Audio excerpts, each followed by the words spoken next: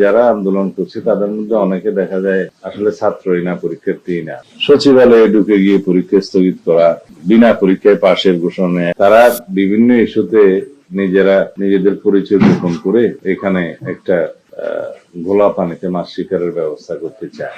সেটা দৃশ্যমান হয়েছে।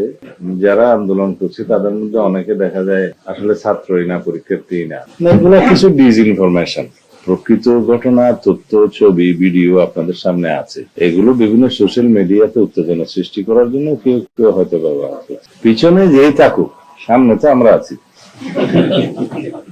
এগুলো আমরা খুব একটা গুরুত্বের সাথে নিচ্ছি না, কারণ আমরা দুই একটা জেলায় এবং ঢাকাতেও দুই একটা স্পটে দেখেছি তাদের সংখ্যা বেশি না যারা এগুলো নিয়ে কথাবার্তা বলছে। হয়তো মিডিয়াতে আসছে সেই জন্য বিষয়টা গুরুত্বপূর্ণ হয়েছে, এগুলো আমরা মনোযোগ দিচ্ছি।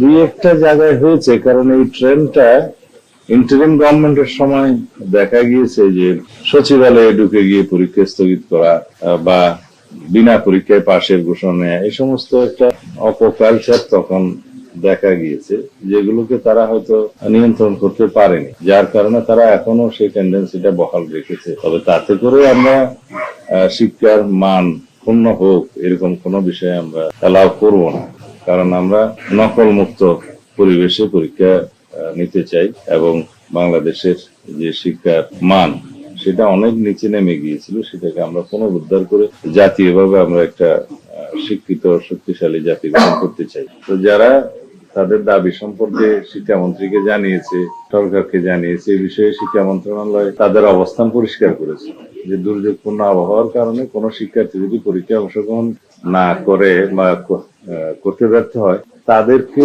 আবার পরীক্ষা দেওয়ার সুযোগ দেয়। খবরের কাগজ, নিখাদ, নির্ভীক, নিরপেক্ষ।